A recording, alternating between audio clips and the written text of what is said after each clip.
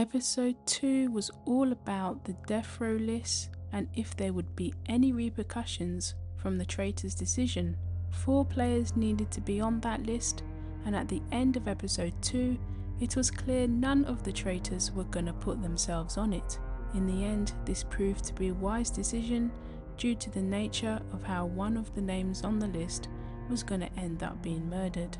Jericho, Mackenzie, Natalie and Thompson were the names put on the death row list. 4 faithfuls, but the question was, would the others think they were all faithfuls, or that at least one traitor was amongst them? In the first episode, Asphere had claimed to have watched every episode from every season from every country of the traitors, so it didn't come as a surprise that others would ask him questions in certain situations. The death row scenario was exactly the kind of situation one would ask him about. Asphere said the traitors almost always put themselves on the death row list, but there's been instances when they haven't. When he said that, I remembered querying how much did Asphere deem as every season due to when Canada 3 was actually filmed. This came to mind again because I wouldn't exactly say the traitors almost always put one of their own on a death row list. From what I've seen, there is a more balanced amount. At the beginning, traitors were putting themselves on the list, but there seems to be a concerted effort to not do so because there's always suspicions around those that survive it. There's at least one instance where 2 traitors put themselves on and it backfired. In a lot of cases, when there are faithfuls on the list, the other faithfuls couldn't shake their suspicions of the survivors, and one by one they were eliminated. What I didn't know until later in the episode was the conversation between Rhea and Asphere would end up being brought up again, but against Asphere. The married couple that only we know about, Charla and Meredith, had a moment to themselves to talk game. It would be weird if they were avoiding each other and the faithfuls could possibly see it as 2 traitors trying not to be seen out in the open. Meredith previously wondered if Charla was a traitor. Are Meredith's suspicions of Charla still there, or has that brief moment passed? Meredith asked the question, so the doubt still lingers. The mission was a rescue mission with a difference.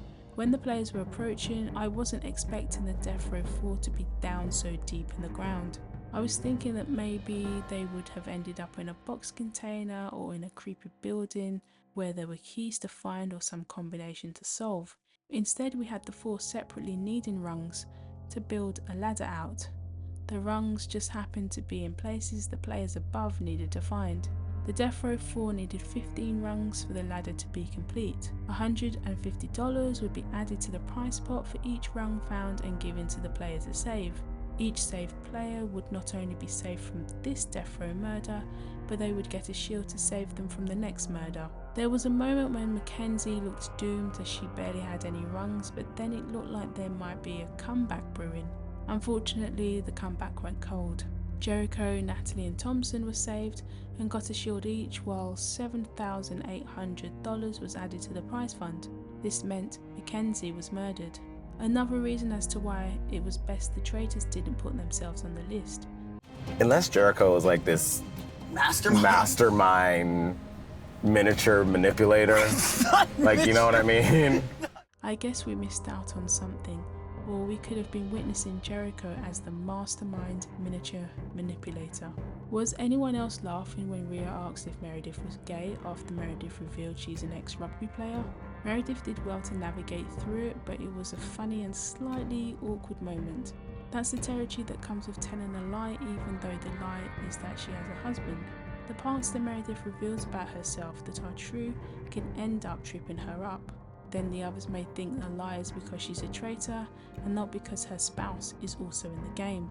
Kevin is still slowly putting plans in place to try and get Coco banished. This time Kevin wants Omar to tell a little lie that will help the others see Coco differently, by Omar saying that he is a Big Brother fan and knows Coco was in Big Brother twice. I guess the fact that it was a French-Canadian version of the show might be the reason as to why the others don't know that compared to the other Big Brother alumni. I know Venus is playing with words when talking to Coco, but she's a little right about Thompson when it comes to Kevin.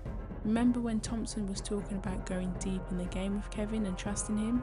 Thompson could prove to be very useful for Kevin if Thompson doesn't suspect Kevin is a traitor, though nothing we've seen so far would lead me to believe Thompson thinks Kevin is a traitor and can become his traitor angel.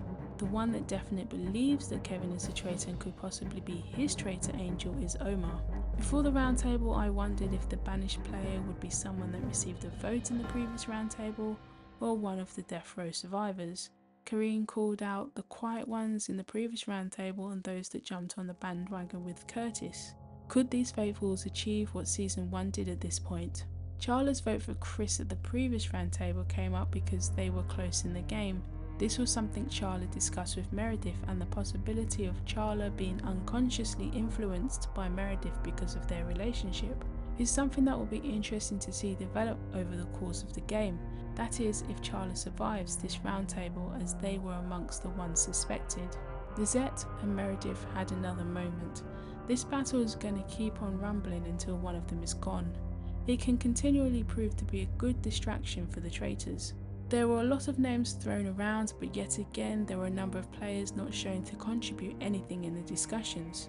Kara's vote for Hollywood shocked me, not because I thought he wouldn't get a vote ever, but because we barely hear anything from Kara, so it felt a little left field. It certainly shocked Jericho, so I didn't feel like I was alone in this. Before the roundtable, Karine talked about how the Season 1 faithfuls banished a traitor on their second attempt. With money on the line, these faithfuls instead followed the Season 2 faithfuls and banished faithful Asfir. The conversation that Rhea had with Asfir at breakfast came up as Asfir's claim that most traitors have put themselves on a death row list was questioned, given that the exact opposite was claimed to have happened. How much that influenced votes, I don't know. The death row list didn't instantly bring a ready-made banishment from the survivors, but it doesn't guarantee that all of them have escaped the possibility of being suspected and banished later in the game.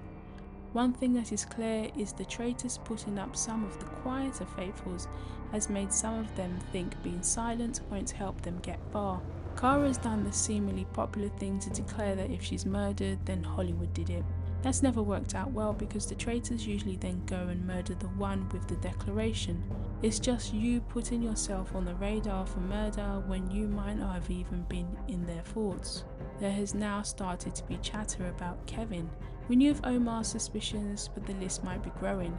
First Jericho questioned Kevin after he started suspecting Kara, and then Meredith and Jamal were talking about how similar Kevin is on the show to the way he was on Big Brother. The candidates for murder are Kara, Kitten and Shaughnessy.